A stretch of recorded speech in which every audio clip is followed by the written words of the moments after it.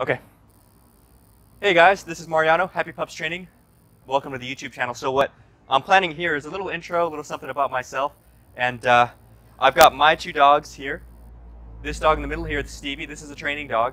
So I wanted to do a bit of work with my guys to show you the type of training that I do, my ideologies and my methods for training, why they work, how they work, and see if I can't give people a rough idea of how we go about our stuff here. So if you'll notice, I've got 2 of the 3 crates open. And if you notice in Stevie's crate, I've got these leash clips here because Stevie, among other things, she came to me because she's quite the escape artist. Now, these 2 guys with the open crates, these are my 2 dogs.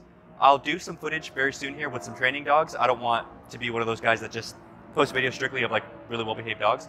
But I do want to use them to show how I work the e-collar, how I go about certain things. Now, keep in mind, I'm all for being as safe as possible and eliminating possibility for things to go wrong. So I'm in my yard and my dogs are very well behaved and they're on e-collar, but if you're working with your dogs on e-collar, or if you're out and about like at the park or something, I do recommend a long leash or a short leash. Just keep some kind of leash on them so you have some control beyond the e-collar. Now, let's get started. So, my ideology for training is simple. I think that dogs should be taught to slow down internally to the point where they can focus and pay attention. And the way that I do this is getting them to listen to my words. Because I've seen a lot of trainers that work really quick, sit, heel, sit, heel, sit, heel.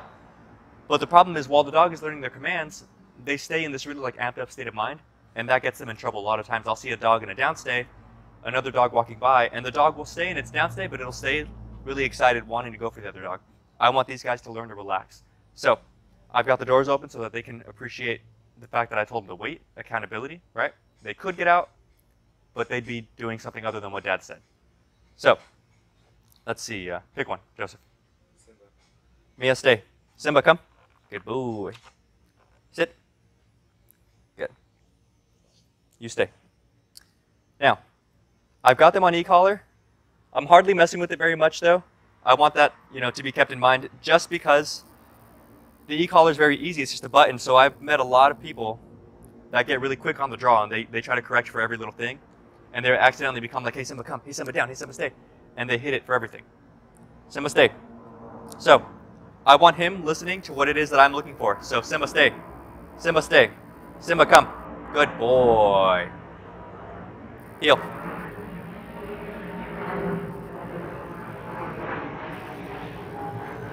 Good. Still not messing with him. Great. Good boy. Stay. Mia, come.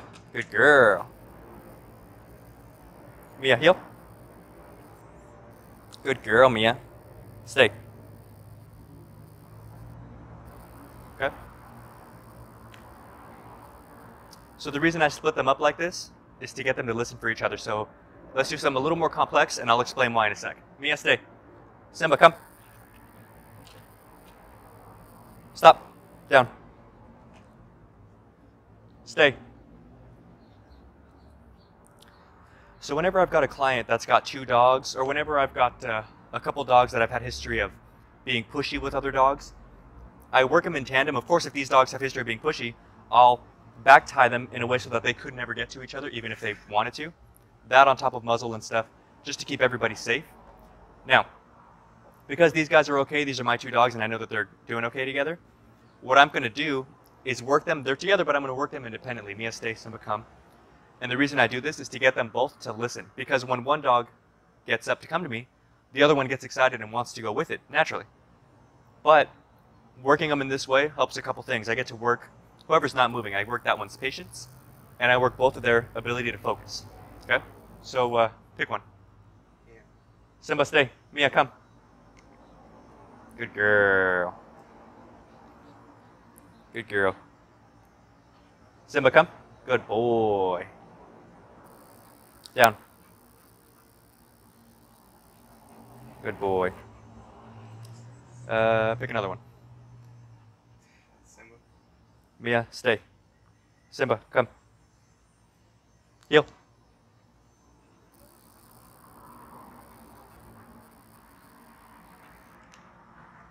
Down. You stay. Mia, come. Good girl. Mia, heel.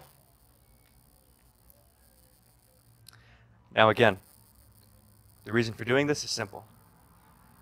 When the dogs... No, Mia. That was a correction. So, down.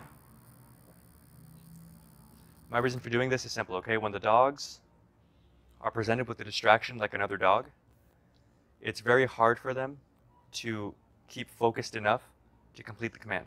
She kind of stopped to scratch at the e-collar a little bit, so I gave her a little correction in order to bring her up to speed, and I'm glad that it wasn't perfect to give you guys an idea of what it would look like if she didn't do what I wanted.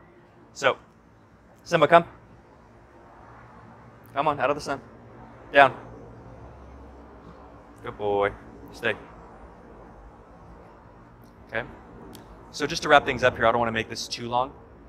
The reason why I work dogs this way, whether there are two or one, and I just work one on his own, I believe that about 90% of the problems that dogs have stem from like one or two core issues. The dog doesn't listen, the dog is impatient, and when you have impatient kind of lack of focus, that opens the door to other bad things, right? Brattiness, pushiness, even aggressive behavior, kind of frustration. If a dog doesn't get what they want and they feel like they should, then a lot of times they act out in a certain way.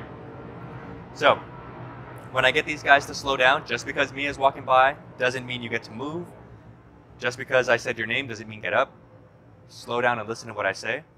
Get the dogs to relax and pay attention for simple direction. Then you get some good stuff out of them. So that's typically how I work these guys here. Especially if I've got a dog that's got some more aggressive issues, some more pushy behaviors, that's really used to kind of forcing their way to get what they want. I want them to learn that that's not the way we do things. Okay? Paying attention, listening, that's the way to get what you want. Good dogs get treats. And it doesn't need to be a treat to be a treat. Okay guys, so before this video gets too long, we'll wrap it up here. So my name is Mariano. Happy Pups Training. This is Simba. This is Mia. And keep a lookout for us. Like, comment, subscribe so you can stay up to date on the new videos that are coming out. We're going to try to pump them out as frequently as possible. Now I know these two guys are well trained, they're my dogs, but I'm going to have actual training footage of other dogs because I want people to see the realistic training process. Every dog is different, every video may be different. I'm not quite sure yet how it's going to go, but I'm excited to kind of go through it and see how things come out. And hopefully one way or the other people get some good information from it. Okay? So again, like, comment, subscribe. You can find me happypupstraining@gmail.com, all one word, happypupstraining, as well as facebook.com, instagram.com, all /happypupstraining. Okay? So next time, I'm Mariano. Thanks for watching.